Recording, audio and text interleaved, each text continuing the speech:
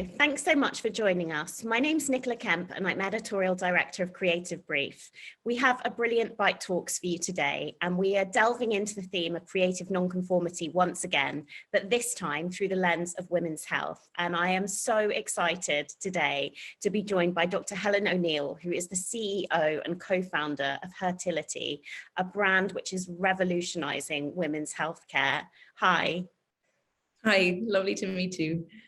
Great to meet you too. And this revolution, I mean, we need it. Your research is incredible. 92% of women saying they have insufficient information about their gynecological health, and 1 in 7 heterosexual couples experiencing infertility. Now, traditional healthcare systems and actually healthcare technology can conform to a model where women's pain, it doesn't exist, it's ignored and it's belittled, and that can have really devastating consequences. So you guys are on the mother of all movements to drive a reproductive revolution, and I'd love to hear a bit more about that. I mean, to kick off, could you tell us a bit about your origin story and how the company came about? Sure. It's I guess it's a long one that comes from both an academic and personal perspective.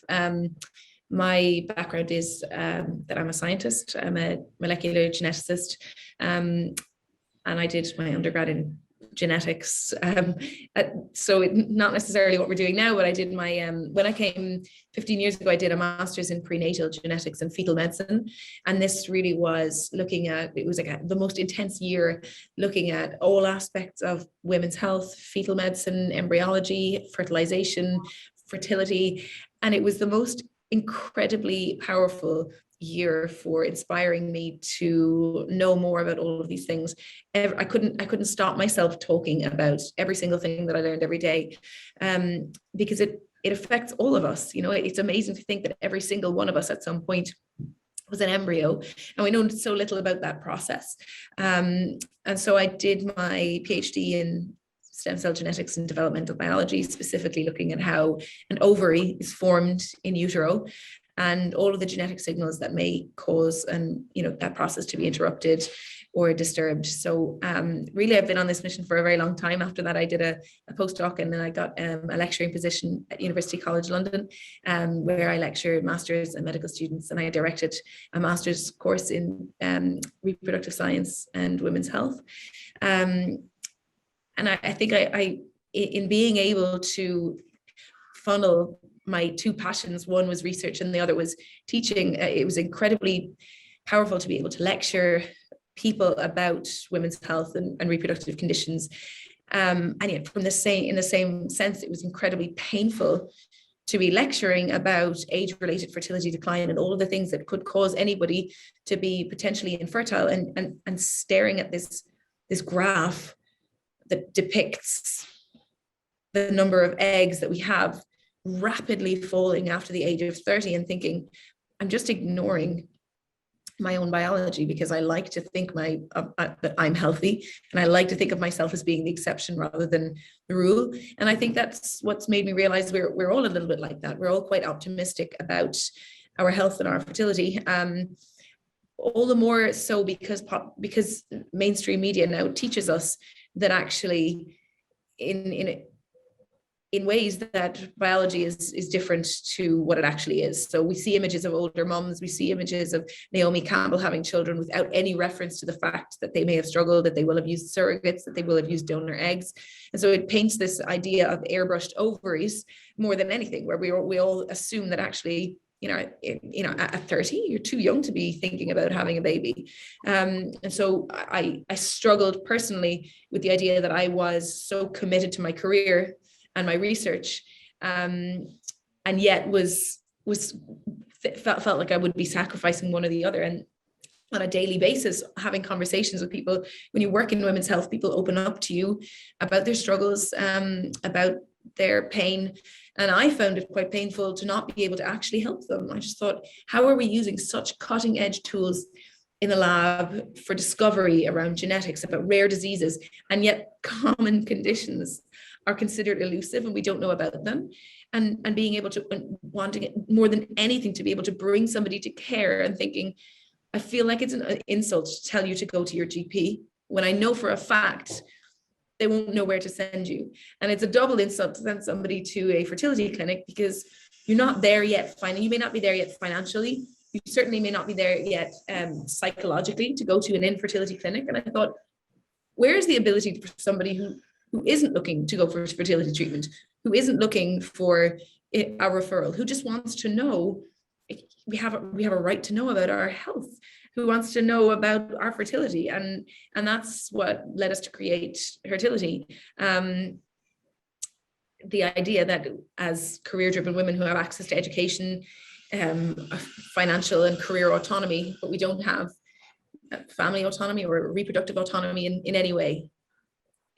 I think that's so interesting, and such an interesting story in terms of sort of really identifying what was missing, you know, because there's so many parts of this whole, and it's such a huge part of women's experience, right? And there's so many parts of it that are missing, including kind of open conversation, because, you know, if you have a baby slightly older, you know, or your data from the hospital call you geriatric mother, and then you've got that versus a media narrative in which you're in control of everything, you can do everything on your own terms, which we know just isn't true. But I think on the you could do everything on your own terms, like we're a very privileged generation of women who have choice. We have so much choice that we're choking, and we have removed our reproductive choices as a result of that choice and so-called liberation, whereby actually there are so many women who are not having children, who are childless without choice, and the only choice they wish they had was the access to information at a time where they could have actually done something about it. And that choice is such an important part of this conversation. And I think it's so interesting, particularly kind of in the tech and innovation space, because that is very much a gendered space. And I think about things like Apple, when they launched the health tracker, didn't track women's periods, which is absolutely amazing when you consider that Apple's often lauded as the most innovative company in the world. I mean, could you just tell us a bit about your vision for innovation and this ability to break free from this conformity? Because these questions are difficult, they're highly personal, but technology can really, really democratize that access to information and help to change that narrative.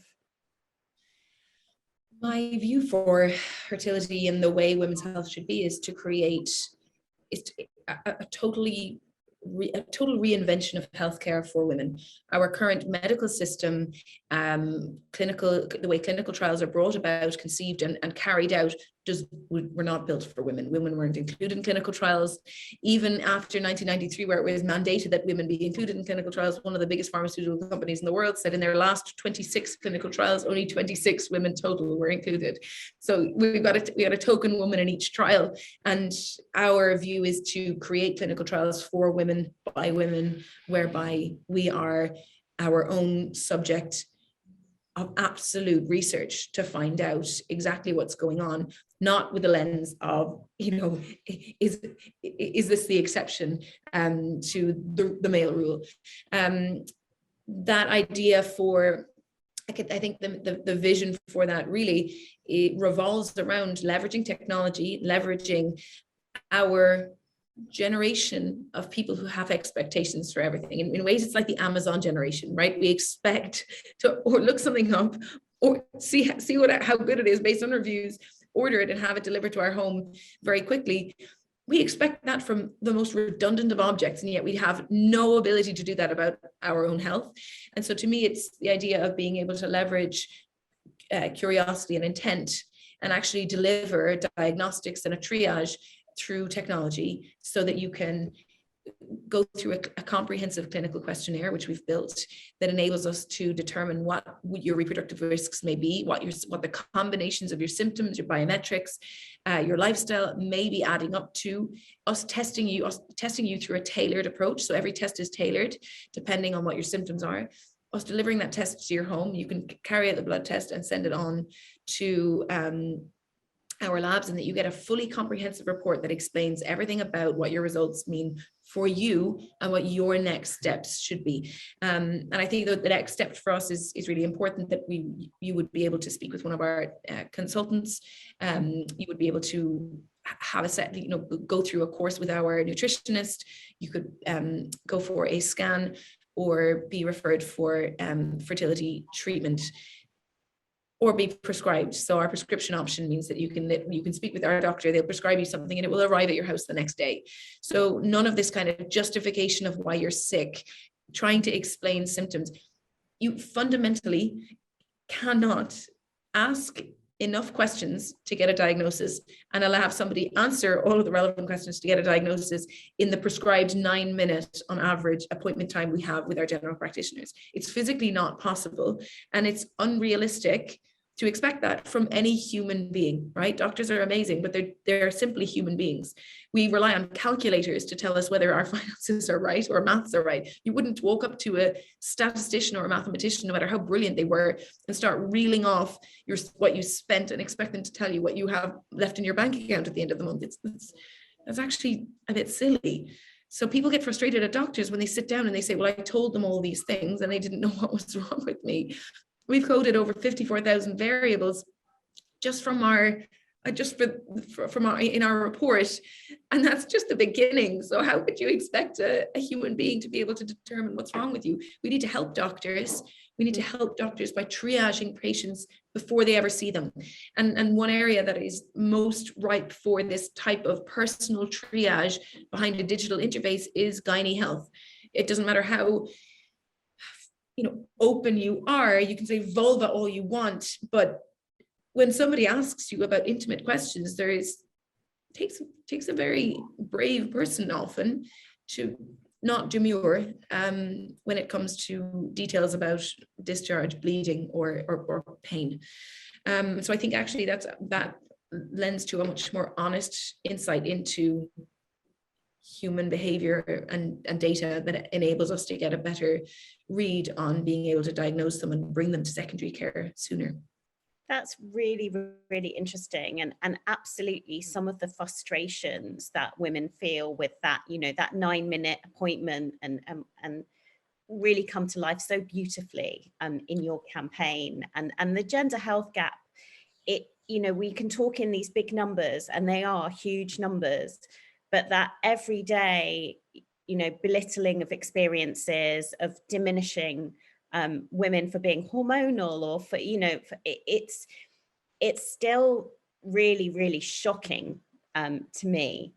Could you tell us a bit about that gender health gap and a bit about the campaign? Because it's a beautiful piece of work, and it just brings together these narratives that actually there's not always space for those to be heard.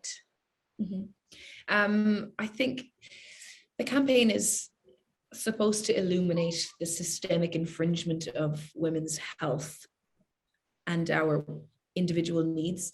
For so long, women's health has been characterized as something that is something you should be embarrassed about, something that's gross, something that is, whether it's putting a tampon up your sleeve, whether it's not telling somebody that you're pregnant until 12 weeks. Why wouldn't you tell somebody you're pregnant until 12 weeks?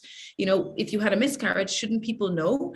And instead, this shroud of secrecy around our reproductive function, and this layer of insult when it comes to us being susceptible to very powerful chemicals in our bodies.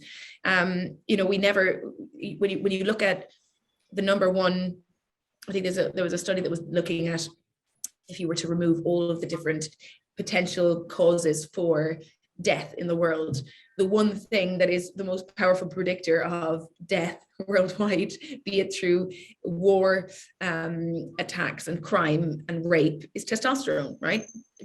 Testosterone exists to present, I guess, a very powerful entity that can be very damaging, right? And yet we never call men hormonal. A man gets in a fight, a man rapes somebody, a man, gets angry. That's being hormonal. That is being controlled by testosterone to the point where you do something as severe as killing somebody or attacking somebody or raping somebody because of your sexual desire and your hormones that control your, I never say men are hormonal. Yeah. And so I think that pervasive narrative around how our hormones make us weak, when actually our hormones are the most powerful thing in the world. They allow us to create a life. Our reproductive organs can quite literally, it's the only organ in the body, your uterus is the only organ in the body that can not only create and sustain a life, but also create another organ, which is the placenta. Our bodies can literally feed life through our breasts, can literally grow life in our wombs. And yet the biological function that tells us whether that process is healthy or not is still deemed gross. This should be praised. This should be like, wow, this is the most powerful thing. And yet we talk about the time of the month that is, you know, someone's hormonal, or you're angry, or you've got PMS, as if you may not have, as if that's a, you no longer have a legitimate reason to be angry or depressed because you've got PMS, which we wouldn't do to men. You wouldn't say to somebody, we've got no reason to be angry or pissed off, you just loaded with testosterone. And yet we never talk about the time of the month where you are ovulating, you are powerful, you are in control, you are beautiful, you're attractive, you're coherent, because from a biological standpoint, Mother Nature wants you to procreate. And why we don't harness that incredibly powerful side of our cycle ever. You know, nobody ever says like, gonna get that promotion today because I'm ovulating. I'm gonna get it, right? Or I'm gonna do all my kick-ass meetings today because I'm ovulating. Instead, we diminish it to 1 week where it's like, oh, she's bleeding and angry, and that to me is you spend just as much time powerful and fertile as you do in the other states. I love that whole point as well, in terms of actually being hormonal might not necessarily be a bad thing, you know, this frame of it, you know, versus, say, for example, women going through the menopause versus the male midlife crisis.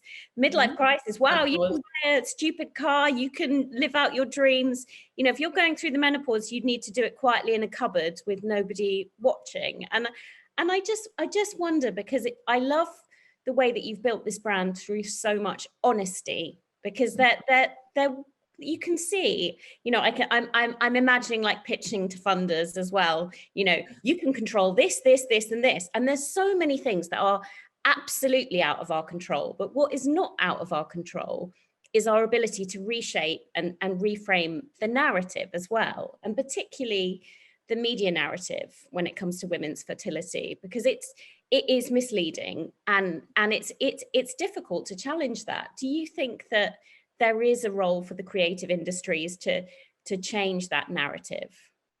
100%. In fact, it is their obligation in ways we rely on. I mean, I have massive respect for journalists because they're the gatekeepers of so much information. You are in ways you serve to educate as much as any educator will, except on a far larger scale. And we've seen time and time again through different technologies and, you know, different advances in science, how the role of, for example, the Science Media Center does an amazing job of getting expert opinion from scientists and then putting it out there, but how easily a technology can be,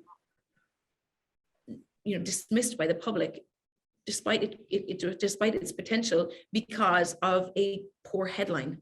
And we see this, we actually do see this quite a lot in the reproductive health space and the IVF space, for example, with, you know, a mitochondrial replacement therapy. It was called 3 people babies, and all of a sudden we're like 3 people babies, you know, and how quickly a headline can become very attractive to other journalists, but also very damaging to a potential cure or treatment for people who are unwell. So 100%, I if I could sit and talk with as many journalists as possible about what it is we're building and let them be the ambassadors for health. I mean, actually, even anyone I've spoken to, the first thing they'll do when you say we've created this based on honesty, it's because everyone we sit down and talk to, the first thing they'll do is almost thank us and tell us their story. And so that day-to-day insight into people's most private lives and sad stories are what inspires us to keep going. to make change for all of those individual voices who've opened up to us. And that whole ability to create the space, essentially, to change that narrative. I mean, you mentioned this idea of being choked by choice. And there's definitely a generation of women who've been brought up on the myth that you can have it all. And some of them end up doing it all. Some of them end up missing out on some of it.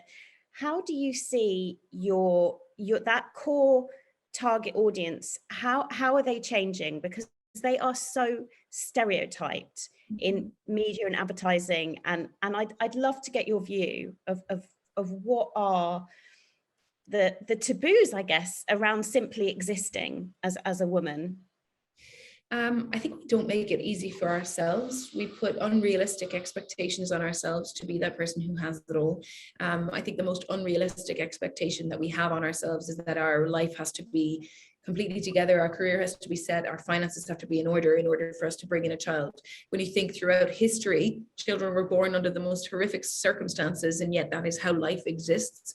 And we can survive financially to support them for their first 6 months at least, solely feeding them off our bodies. It doesn't cost us any. Nappies might cost you something, but we overestimate the cost of childhood or of having children, to the point where I think actually we are our own worst enemy to talk ourselves out of family forming. And that to me means there's a total disconnect with having it all.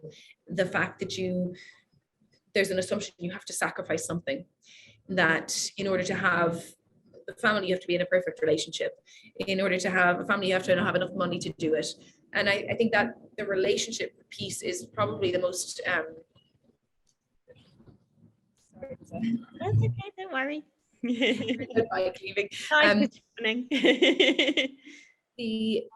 When you ask the majority of women why it is they chose to freeze their eggs, it's not because they wanted to travel more. It's not necessarily even because of their career, even though they will have waited. It's because they haven't found the right partner to settle down with. And I think that is something that generationally we've witnessed. There has been a total shift in dynamic when it comes to responsibilities to each other.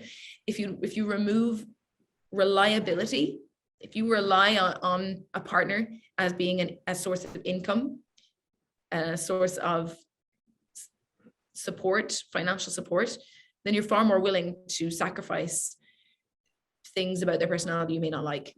For once and for all, we do not rely on a partner to support us financially or any with each other way. We have so much independence outside of them that actually we've become a lot more fussy, not fussy, rightfully so, right? We don't have to sacrifice. We don't have to sacrifice ourselves in order to, like, when you think traditionally a partner or a husband was almost like getting a job. There might be aspects of the job you hate, but it pays you, okay? And that was something that you needed. If throughout history, if you weren't going to have a job, then you needed somebody to support you, and so you'll sacrifice the things that you may not like.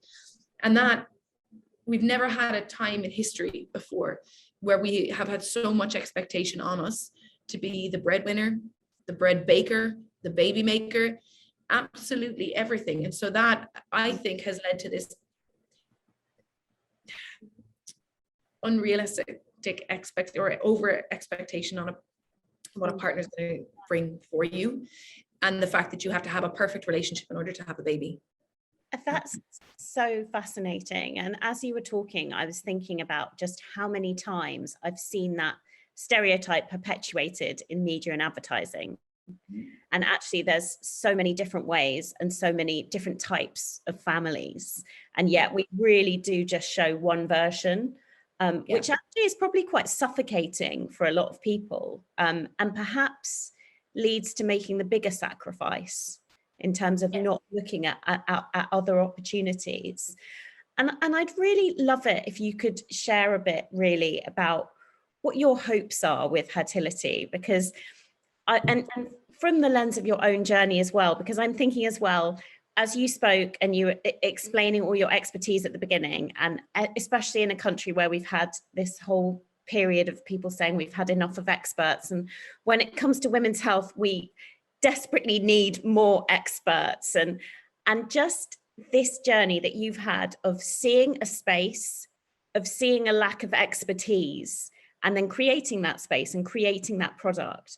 I mean, what's your hope? Like what is the driver? Because so many ideas, they just sit in our heads. You know, we get very, you know, I've sat in various stages of my own health thinking, this is awful, this experience is terrible, and haven't gone to do anything about it, if that makes sense. So I'd love to get that insight from you. Yeah, I think it's probably less about lack of expertise within the world. I think there's so many incredible experts out there that could help people. It's lack of access. I think our biggest suffering is lack of access, whether it's from a financial perspective, a time perspective. You know, like I said, we've never had a time where we're every minute of our day is now on a meeting, on a call, going here. We're still expected to do our exercise, walk the dog, meditate, and sleep, eat. There's actually so many things that we expect of ourselves that we deprioritize our health. And anything that enables that journey to be quicker through a digital interface or an at-home test, I think is the best way forward in being able to democratize women's health and democratize access to experts and access to expert-led care. My view for hertility is that currently infertility affects 1 in 7, but the majority of infertility is actually a huge percentage of infertility is age-related fertility decline. And if we could help more women understand their reproductive health and drop that stat, and more men to engage with their reproductive health, then that would be the biggest achievement that we could do, that we could empower people to take as much interest in their fertility as they do Facebook, in their fertility as they do their finances. If we have an app to tell us how much money we have left in our bank account and how much we can spend this month, then surely it's much more powerful to have insights into the one thing that can enable you to have a family, but not just a family. Outside of the desire to have children, your reproductive health is the guardian to your overall health. Our hormones affect our mental health, our metabolism, our sleep, our hunger, our sex drive. It affects every aspect of our life. If I told you there's one thing that actually controls you as a person, we are animals and we're controlled by this. Would you like to know what it is so that you can improve maybe how you sleep, how you eat, how you exercise, how you deal with people, how you cope emotionally? You would say, absolutely, I need to know about if any one of those things are off, I'd like to know. And it's actually quite simple to do that. It's just enabling people to understand that they can have control over the things that seem out of reach. It's so fascinating because as you were talking, I was thinking about just how often in everyday life we put off the important in favor of the seemingly urgent. Yeah. And I just can't think of a bigger area that's had more impact on more women in that space than fertility. And if you could leave the audience just with one bit of advice, because this is such an incredible story and it's so inspiring. But in terms of your reproductive revolution, has there been something that's inspired or surprised you in terms of not conforming to some of the myths that still surround women's fertility? I think if I was to, I think something that really stuck out to me is when we built this kind of clinical decision tool and this algorithm that enables us to predict 9 of the most common gynae pathologies, we put so much research and effort into making sure that we incorporated every symptom, every biometric, every influence that could affect somebody's reproductive health or fertility. And in that journey, we asked somebody, have you ever been diagnosed with any of the following? And we list all of these reproductive conditions, but we also leave a box that says, no, but I suspect something's up. And what we've learned is that if somebody ticks that box, they are almost always right. And so we can have so many clinical definitions for things, but actually listening to your body is the most powerful thing you can do. If you suspect something is up, you are invariably right. And so that, to me, that to me is the most important thing you can tell somebody. Don't ignore your symptoms. Don't ignore pain. Don't ignore even a niggling gut feeling that says, this isn't right. Invest in a set of headphones that listens to your body, because the signs are always there, and act on them. Because if it was somebody else that told you that there was something wrong, you'd actually probably act on that much sooner than you would for yourself. I think that's probably it. You shouldn't have to prove or feel like you have to protect yourself in any setting, or justify insights into your body and your health. We need to improve our expectations for our own health. That's such a powerful point. And I was thinking, as you were saying that, it's so often that we're presented up, particularly in the creative industries, a vision of AI and data that is almost in direct opposition to your gut feelings and your instincts. And I love the way that these two things are completely in tune. And I think that's a really important point. Thank you so much for taking the time to talk to us today. There's so many things to think about here, this whole generation choked by choice, the great expectation, but also the great opportunity that you're building through creating space for really difficult conversations, but also for control in the midst of medicalized misogyny that's had huge implications on so many women. So thank you for everything that you're doing. I'm sure you're going to get some more fans and followers and people downloading the app after watching this. Great. Well, thank you so much.